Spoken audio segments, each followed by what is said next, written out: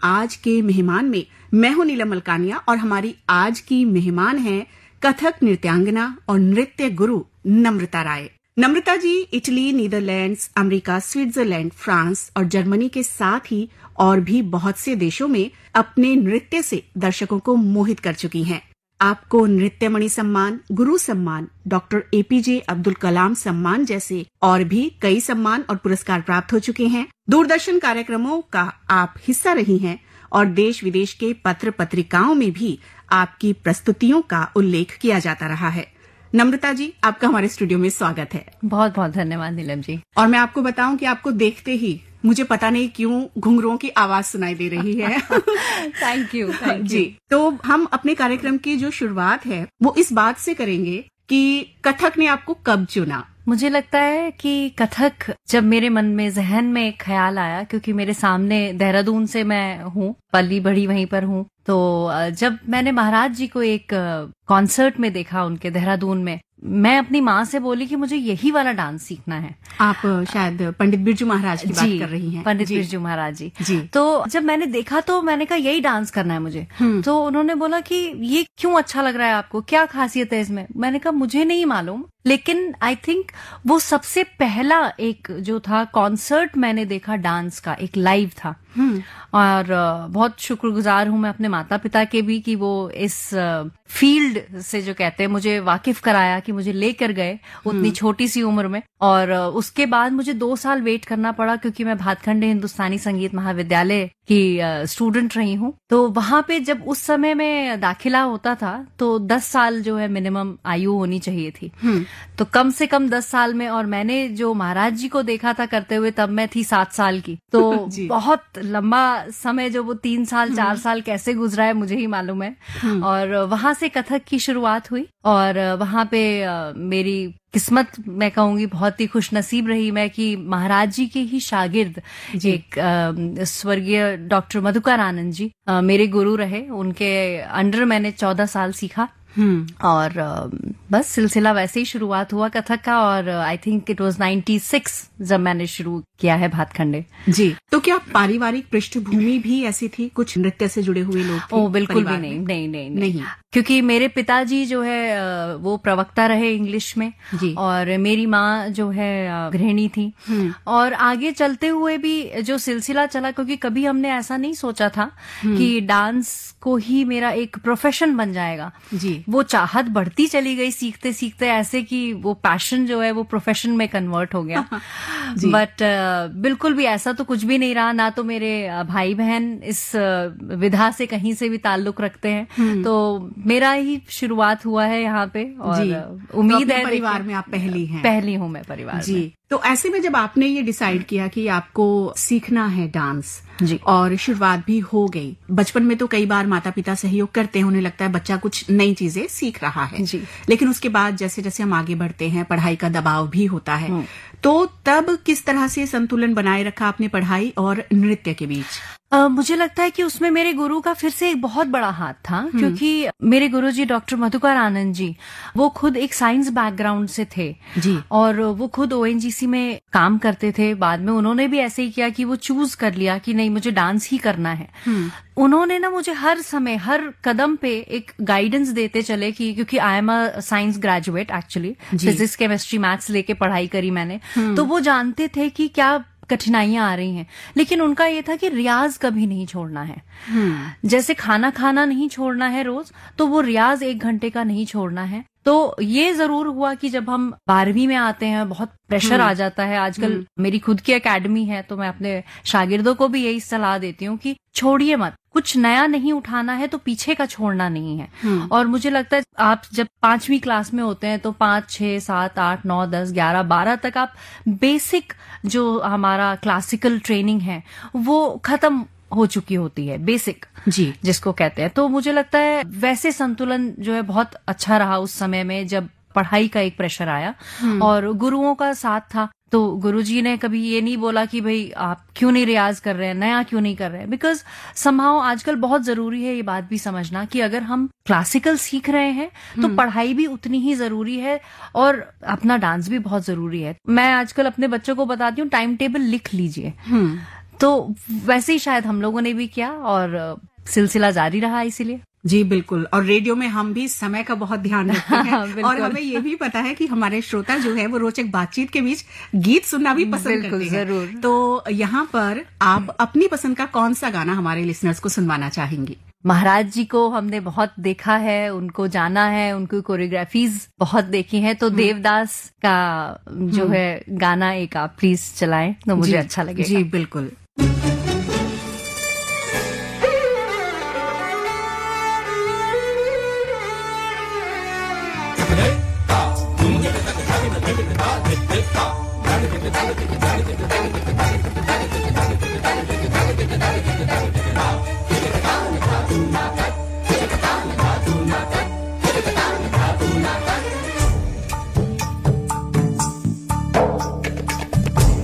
मालती गुंधाए केश प्यार घुघवारे, मालती गुंधाए केश प्यार घुघवारे, मुख दामिनी सिदाम खत छाल मतवारी, छाल मतवारी, छाल मतवारी।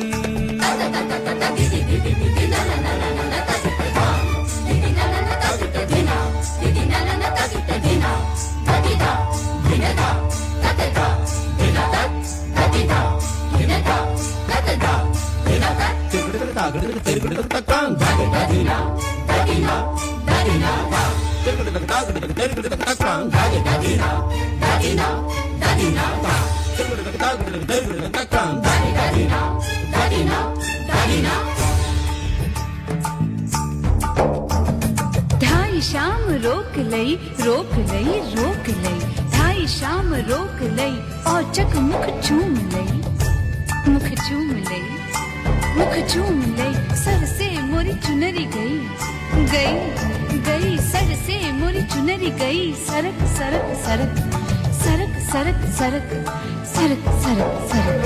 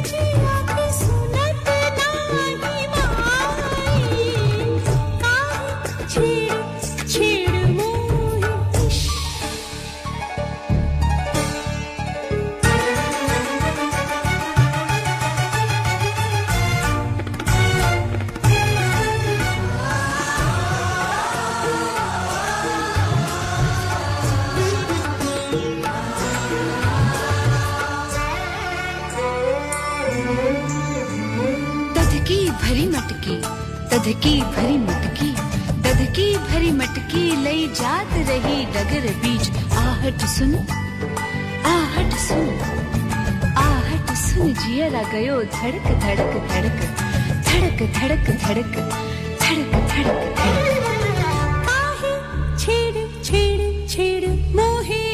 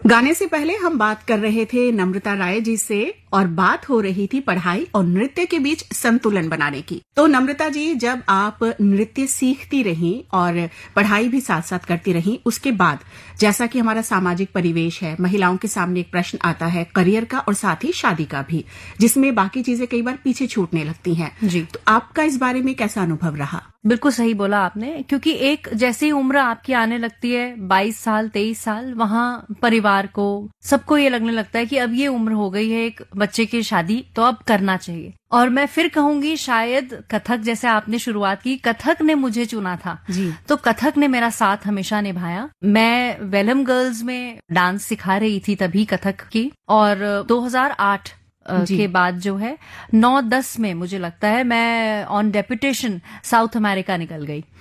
तो वो जब डेपुटेशन, इतना अच्छी अपॉर्चुनिटी जब आई, तो मेरा परिवार मुझे ना नहीं बोल पाया। सो मैंने वही जो बोला आपको, कथक साथ देता चला गया। तो वही उम्र थी मेरी, 23 साल थी, और 23 साल में ही मैं साउथ अमेरिका इंडियन एम्बेसी मैंने ज्वाइन किया और वहां पे 2 साल कार्यरत रही। वहां कथक को खूब फैलाया हम लोगों ने। करेबियन आइलैंड्स थे, वहां पे जाके कंजर्वेटरीज में इंट्रोड्यूस किया इंडियन रिदम्स को, इंडियन डांस को। तो वो पड़ाव निकल गया जी। और मुझे लगता है वहां से जब मैं लौट के आई हूँ, तब फिर थोड़ा सा उनको बोलने की भी हिम्मत आ गई थी कि मैं और कुछ आगे करना चाहती हूँ जी। तो मुझे कभी ऐसा फिर प्रेशर नहीं आया। मैं कहूंगी मेरे पिताजी समझ पाए, चाहे पसंद नहीं किया होगा लेकिन मना भी नहीं किया। तो ये था कि एक बैलेंस उन्होंने भी रखा कि ठीक है, हम मौका देते हैं। तो वैसे सिलसिला चलता रहा मेरा जी। आपने अभी जिक्र किया विदेशों में नृत्य प्रस्तुतियों का जी। तो जो विदेशी होते हैं, जो कि भारतीय संस्कृति से उतने परिचित नहीं हैं, उनके बीच नृत्य को प्रदर्शित करना और साथ ही जो नृत्य प्रस्तुतियों में हमारे पौराणिक प्रसंग होते हैं या हमारी संस्कृति की झलक होती है, वो सब समझाने के लिए क्या तैयारी आप करती हैं? देखिए, मेरे में एक क्या है कि बहुत मेजर डिफरेंस जो मैं आज तक देखा है, जब भी कहीं मैं बाहर गई हूँ, they are always very well read कि ये कलाकार आने वाले हैं, तो उनके बारे में उनको सब मालूम होता है जी। और किस देश से आ रहे हैं वो भी उनको मालूम है। और आप जानती हैं हमारा भारत बहुत प्रसिद्ध है हमारी पुराणिक कथाओं से। वहाँ कृष्ण, जो आप जानते हैं, मुझे लगता है पूरा संसार कृष्ण का भक्त है। तो और हमारा कथक जो है वो ज्यादातर कृष्ण की प्रसंग कथक में दिखाते हैं हम लोग, बाल कथाएं उनकी, माखन चोरी और ये सब। तो मुझे लगता है कि उन लोगों को बहुत ज्यादा जरूरत नहीं पड़ती है एक्सप्लेनेशन की।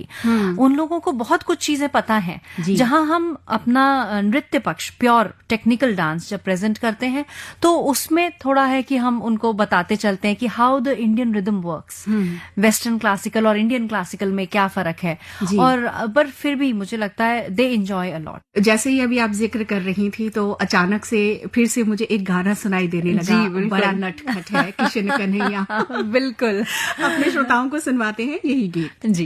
बड़ा नटखट है रे कृष्ण कन्हैया, का करे यशोदा मैया।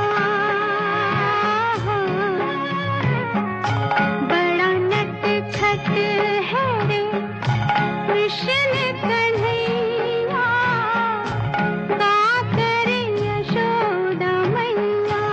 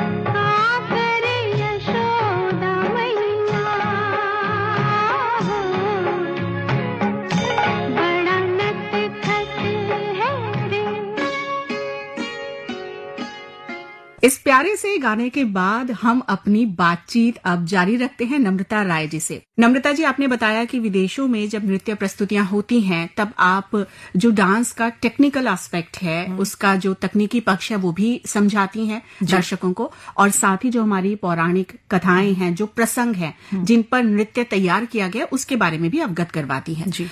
ऐसे में आप क्या कहेंगी कि अभी भारत की जो हम छवि देखते हैं दुनिया में, उसमें जो हमारा ये एक सॉफ्ट पावर है, जो हमारा कल्चर है, हमारी संस्कृति है, वो किस तरह से भारत की छवि को और ज्यादा मजबूत कर रही है पूरी दुनिया में? देखिए, भारत अपने में ही मजबूत जो है, और अभी इस समय में मैं कहूंगी जैसे योग आप देखते हैं तो योग के लिए लोग बाहर से, विदेशों से आके यहाँ पे कोर्सेज करके बाहर जा रहे हैं जी। और जहाँ हम कथक के या क्लासिकल आर्ट फॉर्म जितनी भी हैं, भरतनाट्यम आप देखिए, या आजकल आप देखेंगे फ्यूजन जी, ठीक है, हम उसको बहुत ज्यादा बढ़ावा नहीं देते हैं, लेकिन आप देखिए विदेशों में उस बॉलीवुड के साथ कहीं ना कहीं आप देखेंगे भरतनाट्यम या कथक का आपको छवि दिखेगी जी। तो कहीं ना कहीं विदेशी हमारे कल्चर से इतने प्रभावित हैं, they want to learn and learn a lot.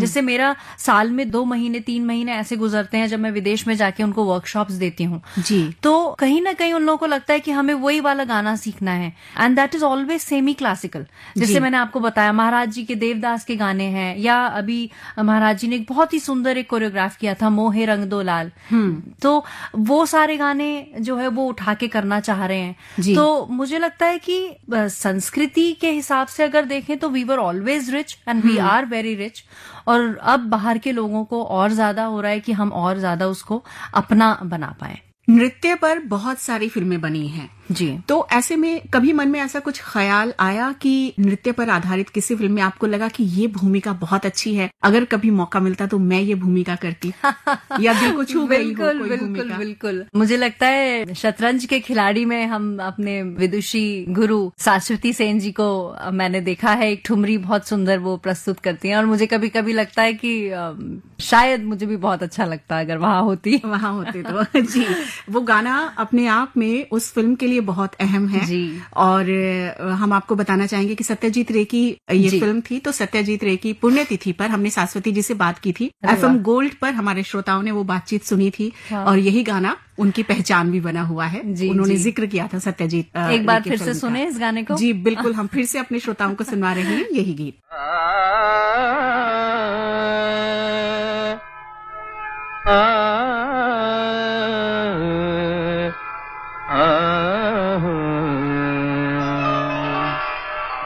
Kanha में तो से हारे छोड़ो हरे, कान्हा में तो सहारे छोड़ो हरे, कान्हा में तो सहारे छोड़ो हरे।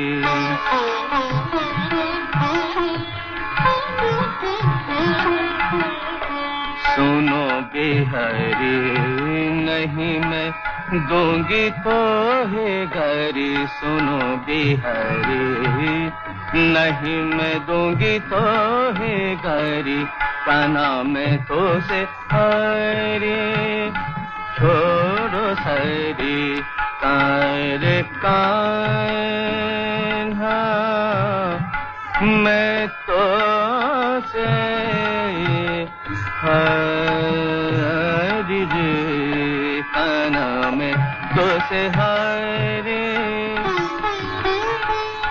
निस दिन छड़ करत नहीं जान दे, निस दिन छड़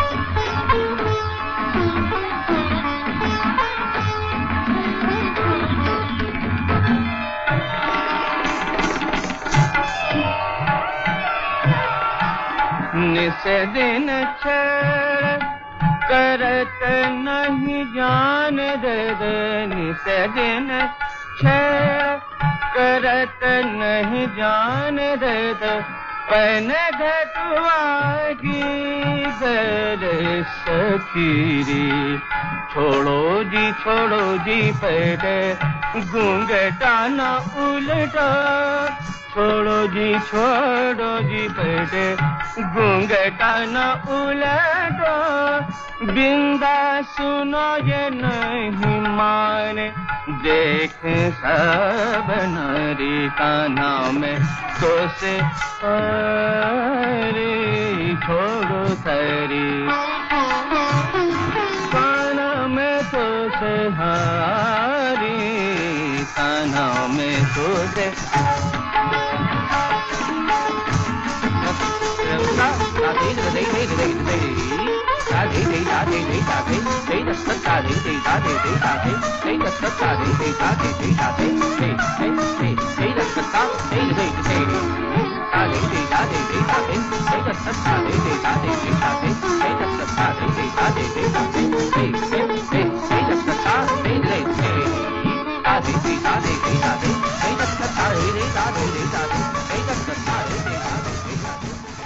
आकाशवाणी एफएम गोल्ड सुन रहे हैं आप 100.1 मेगाहर्ट्ज पर। कार्यक्रम चल रहा है आज के मेहमान, और स्टूडियो में आज हमारी मेहमान है कथक नृत्यांगना और नृत्य गुरु नम्रता राय। तो नम्रता जी, अब तक तो हम बात कर रहे थे कथक और आपके जुड़ाव की, ऐसे में आप कथक करते करते नृत्य गुरु कैसे बनी? ये कैसे आपने शुरुआत की? मुझे लगता है मेरे गुरुजी स्वर्गीय डॉक्टर मधुकर आनंद जी का साथ, because he was a patient of cancer, बहुत कम उम्र में चले गए, और जब वो चले गए तो एक अचानक सा एक वैक्यूम आ गया जी जिंदगी में। तो वो वैक्यूम बोल लीजिए, या जो कहते हैं कि आप किसी को बहुत मिस कर रहे होते हैं, तो वो जो एक जगह थी उसको पूरा करने के लिए, कहते हैं ना कि आप बहुत रो भी नहीं सकते हैं, आप वेरी स्ट्रेंज फीलिंग, बहुत फीलिंग्स ऐसी अजीब गई।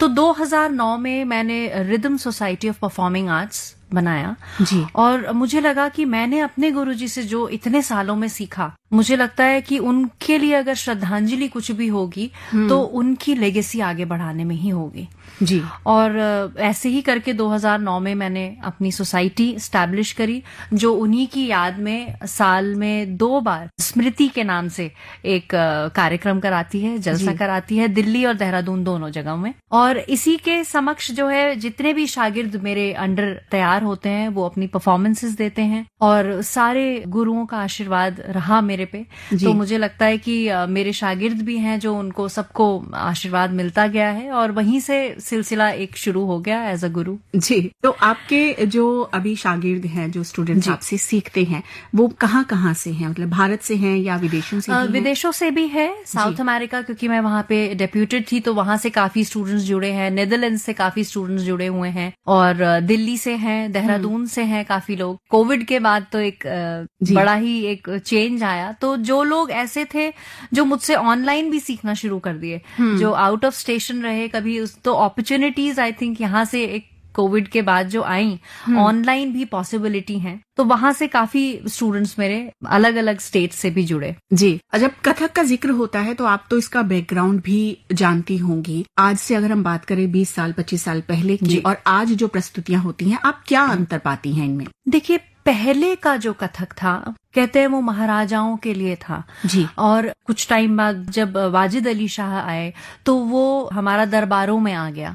तो पहले का कॉन्सर्ट जो थे वो थे जो कहते हैं ना राजा महाराजाओं के लिए, और अब जो कॉन्सर्ट आया धीरे धीरे जो अब कार्यक्रम होते हैं वो अब कॉमन लोगों के लिए शुरू हो गए। हम सभागारों में नृत्य करने लग गए, तो वहाँ चेंजेस लाने भी बहुत जरूरी थे। क्यों? क्योंकि जैसे हम ठुमरियां नाचते हैं, अब कहते हैं हमारे बिंदादीन महाराज जी जो थे वो ठुमरी की एक लाइन पे इतने तरह के भाव दिखा देते थे, मतलब एक ही लाइन चलती जा रही है और उस पे 10 तरह के भाव, मतलब वो लाल बिंदी भी दिखा रहे हैं, लाल होंठ भी दिखा रहे हैं, लाल तो सिंदूर भी दिखा रहे हैं, लाल तो चुनरी भी लाल, तो इतने तरीके के चलते जा रहे थे। लेकिन आज जो तेजी आई है जिंदगी में, उसके हिसाब से जो कार्यक्रमों में चेंज आया है, that is the variety of थी। जी। कहते हैं ना गुलदस्ता हमने अलग अलग रंगों का बनाना शुरू कर दिया है। और वहां क्या था, जो 20 साल पहले थे तो उतना इत्मीनान था, तो उसमें अलग तरह का मजा था, आज में अलग तरह का है, क्योंकि we have to change the repertoire. क्योंकि जो नए लोग हैं उनको अट्रैक्ट करना जरूरी है। क्योंकि हमारी क्लासिकल आर्ट के लिए नई जनरेशन को क्या अच्छा लगेगा, तभी हम उनको जोड़ पाएंगे। जी बिल्कुल। तो वो समय के साथ थोड़ा थोड़ा बदलाव आया है और जरूरी भी है, मुझे लगता है। जी। ऐसे में लिटरेचर का कितना हाथ होता है किसी भी संस्कृति को, कला को या विधा को प्रिजर्व करने में? जो पुस्तकें लिखी गई हैं अगर कथक पर हैं, तो क्या लगता है कि उनकी भी एक भूमिका रही? Literature is a very strong part. जी। मतलब कथक और लिटरेचर को अलग नहीं किया जा सकता। तो लिटरेचर जैसे हम कह रहे हैं, हम पीछे की अगर कहानियां भी देख रहे हैं या महाभारत के प्रसंग भी अगर हम डालते हैं उसमें, जी। तो वो बहुत कनेक्टेड हैं। या हमारे जो कहते हैं ना, हम स्कल्पचर्स देखते हैं, जी, तो बहुत सी भाव भंगिमाएं आप देखेंगी हम लोगों ने क्लासिकल आर्ट फॉर्म ने पिकअप किया हुआ है वहां से। जी। तो लिटरेचर बोल लीजिए या शिल्प, उसमें देखिए आप, हर एक चीज आपस में बहुत इंटरकनेक्टेड है। So we can't ignore. तो जब यहाँ लिटरेचर का जिक्र हो रहा है, तब हम आपसे ये पूछना चाहेंगे कि जो कथक है उसमें क्योंकि अलग अलग डिग्रीज होती हैं, पढ़ाई भी होती है, और अगर इस वक्त आपको हमारी यंग जनरेशन सुन रही है जो अभी स्कूल में है और आगे जाके जिनको आगे करियर भी एक चूज करना है, उनके लिए आपका क्या संदेश है? अगर वो पढ़ाई भी करना चाहें और कथक को ही चुनना चाहें, तो क्या सही दिशा है? देखिए, मेरा तो हमेशा ये रहेगा, और शायद हम सभी गुरु जितने भी हैं वो लोग यही सलाह देते हैं कि पढ़ाई बहुत जरूरी है, पढ़ाई चलते जाए, और एक समय बाद आपको लगता है कि हाँ, this art is for me. जी। ये नहीं है कि सिर्फ कथक ही है, हो सकता है आपको शास्त्रीय गायन ही बहुत अच्छा लगे, लेकिन वो शुरू में ही आपको जानना बहुत जरूरी है। जब आप पढ़ाई कर रहे हैं तब आपकी रुचि उसमें है कि नहीं है, क्योंकि क्लासिकल डांस में वो डेडिकेशन, वो तपस्या जो कहते हैं ना, वो तो है ही। जी। तो इनिशियल लेवल पे गुरु आपको सिखा देंगे, जैसे हम लोग नर्सरी में जाते हैं, क्लास 1 क्लास 2 में जो टीचर ने सिखाया वो हमने सीखा और खत्म कर लिया कोर्स। तो वो कोर्स हम 5-6 साल का अपने गुरु के अंडर खत्म तो कर लिए, लेकिन उसके बाद का जज्बा आप में है जी, तो वो आपको पहले ही पता चल जाता है। और अगर वो है तो बैलेंस बनाना बहुत आसान है। मुझे लगता है जिस चीज को आप बहुत शिद्दत से चाहते हैं उसके लिए आप जरूर काम करेंगे। यानी कि जितनी जल्दी ये कॉन्सेप्ट क्लियर हो जाए बच्चों के मन में, वो सही है कि उन्हें किस दिशा में आगे बढ़ना है। हाँ। और मैं आज आपके यहाँ पर हूँ तो मुझे लगता है मैं जरूर इस बात को साझा करूँ कि आजकल के जो पेरेंट्स हैं वो अपने बच्चे को बहुत सारी एक्टिविटीज में डाल रहे हैं। वो मुझे लगता है कि कम करके उसको सिर्फ 2 में अगर करें तो बच्चा भी बहुत शांत मन से सिलेक्शन कर पाएगा। जी। आप आज पेंटिंग में भी डाल रहे हैं, स्विमिंग में भी डाल रहे हैं, बच्चे को आपने एबेकस में भी डाल दिया है, आपने इधर भी डाल दिया, तो बच्चे को ना अपना फ्री टाइम नहीं मिल रहा है to choose what is best, what he likes और शी लाइक्स। तो मुझे लगता है वो बहुत जरूरी है कि बच्चे को फ्री रहने दीजिए। बच्चे जो है अपना बचपन जिए और साथ ही फिर चुनाव भी वो चुनाव कर पाएंगे फिर अच्छे से।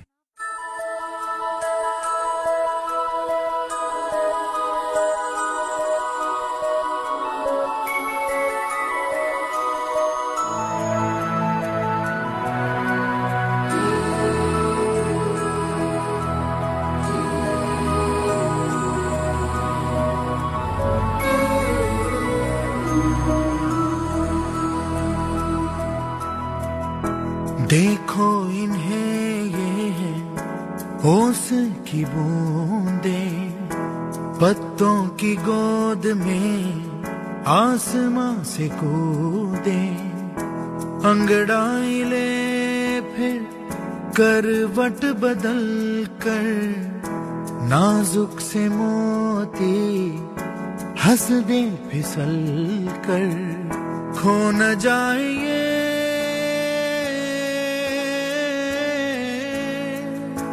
तारे ज़मीं पर।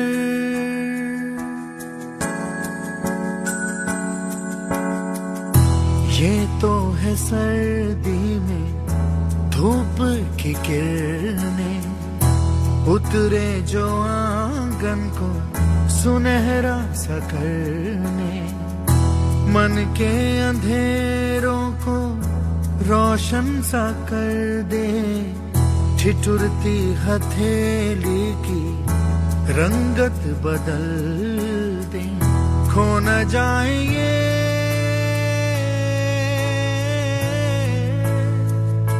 तारे ज़मीं पर।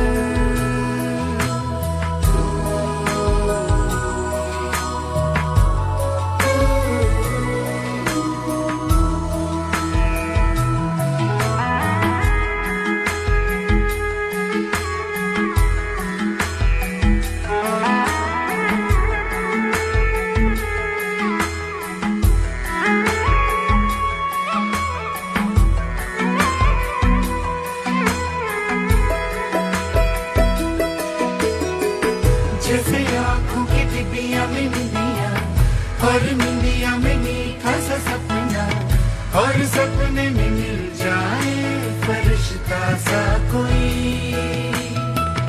जैसे रंगों भरी पिचकारी, जैसे तितलियां फूलों की क्यारी, जैसे बिना मतलब का प्यारा रिश्ता हो कोई। ये तो आशा की लहर है, ये तो उम्मीद की सहर है, खुशियों की लहर है, खो न जाए ये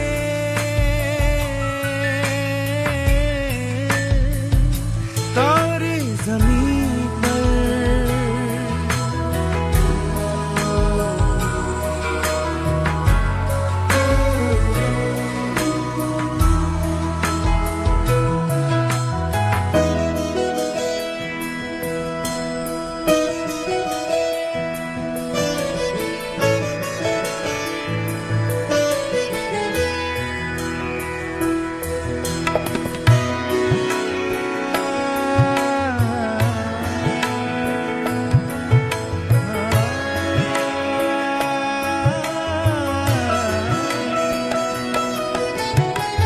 देखो रातों के सीने पे ये तो झिलमिल किसी नौ से उगे हैं, ये तो अंबिया की खुशबू है बागों से बह चले। जैसे कांच में चूड़ी के टुकड़े, जैसे खिले खिले फूलों के मुखड़े, जैसे बंसी कोई बजाए पेड़ों के तले। ये तो झोंके है पवन के, है ये घुंघरू जीवन के, ये तो सुर है चमन के, खो न जाए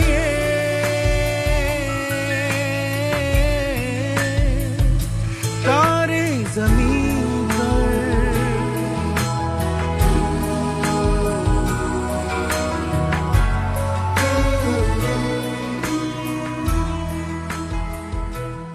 नृत्य प्रस्तुतियों के दौरान ऐसा कोई पल जो आपके दिल को छू गया हो, जो आपको हमेशा याद आता हो, प्रेरित करता हो? जी, मैं इटली का एक फ्लोरेंस में एक कॉन्सर्ट हुआ था और वहां पे मैं प्रस्तुति दे रही थी बाबुल मोरा नैयर छूटो ही जाए। और आफ्टर एक्सप्लेनेशन जब मैंने वो बैठ के भाव दिखाना हमारे कथक में प्रधान रहा है, तो एक ही जगह पे मैं बैठ के दिखा रही थी एंड अचानक से जब मैंने सामने देखा तो वो ऑडियंस सब रो रही थी जी। So that was I think a memorable moment, क्योंकि होता क्या है कि एज एन आर्टिस्ट, कलाकार के लिए आप जो दिखाना चाह रहे हैं वो आगे आप दिखा पा रहे हैं, दर्शक उसको महसूस कर पा रहे हैं, तो वही आपकी सफलता है जी। तो वो I think that was a memorable moment for me. Okay, और नृत्य के लिए फिटनेस मंत्र आपका क्या है? साथ में ब्यूटी मंत्र भी बताइए। मुझे लगता है कि डांस जो करते हैं वो वैसे ही मन से खूबसूरत होते हैं, और जब आप मन से दिल से अंदर खूबसूरत हैं तो खूबसूरती आपके चेहरे पे दिखेगी जी। और फिटनेस तो I think all the dancers they are fit because they dance, they riyaz अपना। आई थिंक वो एक अलग तरह की एक आपको आनंद मिलता है जब आप डांस करते हैं जी। तो जब नृत्य करते हैं कहते हैं कि बहुत मेहनत इसमें लगती है जी। तो उसके अलावा भी क्या फिटनेस के लिए कुछ करने की जरूरत है? ये नृत्य अपने आप में एक पूरा रूटीन है एक्सरसाइज का? नृत्य अपने आप में ही पूरा रूटीन है, और ज्यादा से ज्यादा आप बहुत बेस्ट कर सकते हैं तो प्राणायाम बहुत जरूरी होते हैं, वो आपका स्टैमिना बहुत अच्छा बिल्ड करते हैं जी। और एकाग्रता, जो मैं अपने शागिर्दों को भी हमेशा समझाती हूँ कि प्राणायाम जरूर करिए और फिर नृत्य अपने आप में परिपूर्ण है। जी, जो महिलाएं हैं उनके जीवन में बहुत से अलग अलग पड़ाव होते हैं। ऐसे में अगर नृत्य से जुड़ी है कोई भी महिला, नृत्यांगना अगर है, तो शादी के बाद, संतान के बाद कई बार शरीर में बहुत बदलाव आते हैं। उससे जूझना और साथ ही अपने अभ्यास को बनाए रखना, इस चुनौती का सामना कैसे किया जाए? देखिए, ये कुछ समय का होता है सिर्फ। महिलाएं जब pregnancy period as a dancer कोई निकाल रहा होता है तो वो मनन चिंतन बहुत है हमारे अंदर। हमें ये नहीं है कि फिजिकली ही खड़े होके घुंघरू बांधना है, क्योंकि बहुत कुछ है आपको ज्ञान प्राप्ति के लिए। आप शायद सिर्फ डांसर हैं उसका मतलब ये नहीं है कि आप सिर्फ डांस देखेंगे। आप अच्छे गायकों को सुनते हैं, आप शास्त्रीय म्यूजिक सुनते हैं, गायन सुनेंगे, आप कोई और सितार सुनेंगे, तो वो भी एक अपने आप में प्रोसेस है जो आप उस समय में कर सकते हैं। आपको रोक नहीं देना है। और उसके बाद भी मुझे लगता है तो वो ज्यादा से ज्यादा 6 महीना तो the same procedure goes on. और मुझे तो लगता है जो बिल्कुल आप जब प्रेगनेंसी पीरियड में अच्छे गाने सुनिए, अच्छा क्लासिकल सुनिए, तो वो कहते हैं ना कि पेट में जो बच्चा है वो भी सुनता है, तो वो पहले ही उसको जीन्स में मिल जाएगा। और I think it is not much difficult. आपके में एक डेडिकेशन होना चाहिए कि ये पार हो जाएगा। और मुझे लगता है कि ये औरतें ही कर सकती हैं। दैट्स वाई आई थिंक ये डांस भी अभी आप देखते हैं कि बहुत औरतें ही पिकअप कर रही हैं। पहले उल्टा था, जबकि अभी क्या हो गया है कि आप लेडीज को देखेंगे, दे आर डूइंग एवरीथिंग। तो मुझे लगता है भगवान ने भी उनको इतना अच्छा बनाया है, इतना शक्तिशाली बनाया है। It's good. तो भविष्य को लेकर आपकी क्या योजनाएं हैं? भविष्य के लिए मेरी बहुत एक अभी चाहत रहती है कि मैं अपने शागिर्दों को और अच्छा सिखाऊं और उनको जल्दी से जल्दी इस फील्ड में और जितना कर सकें वो लाएं। और पीछे अभी एक बहुत सुंदर एक मेरे गुरुजी का एक म्यूजिकल था, गीत गोविंद, उसकी कोरियोग्राफी मैंने करी, तो वो काफी पॉपुलर रहा, बहुत ही लोगों ने सराहा उसको। और उसके बाद मेरी अभी काम चल रहा है एक प्रोजेक्ट पे, राधे जी। तो देखिए अब कैसा चलता है। आप सभी की शुभकामनाओं के साथ अच्छा चलना चाहिए। जी बिल्कुल। नम्रता जी, आकाशवाणी की पूरी टीम की ओर से मैं आने वाली योजनाओं के लिए आपको अभी से शुभकामनाएं देती हूँ। आप आज हमारे स्टूडियो में आई, आपने कथक के बारे में हमें बताया, अपनी जीवन यात्रा के बारे में हमें बताया और हमें समय दिया, उसके लिए बहुत बहुत धन्यवाद। और चलते चलते एक और प्यारा सा गीत आपकी ओर से हमारे सभी लिसनर्स के लिए। अभी ना जाओ छोड़ के कि दिल अभी भरा नहीं, अभी अभी तो आई हो, अभी अभी तो, अभी अभी तो आई हो, बहार बन के छाई हो, हवा जरा महक तो ले, नजर जरा बहक तो ले, ये शाम ढल तो ले जरा, ये शाम ढल तो ले जरा, ये दिल संभल तो ले जरा, मैं थोड़ी देर जी तो लूं, नशे के घूंट भी तो लूं, नशे के घूंट पी तो लूं, अभी तो कुछ कहा नहीं, अभी तो कुछ सुना नहीं, अभी ना जाओ छोड़ कर के दिल अभी भरा नहीं।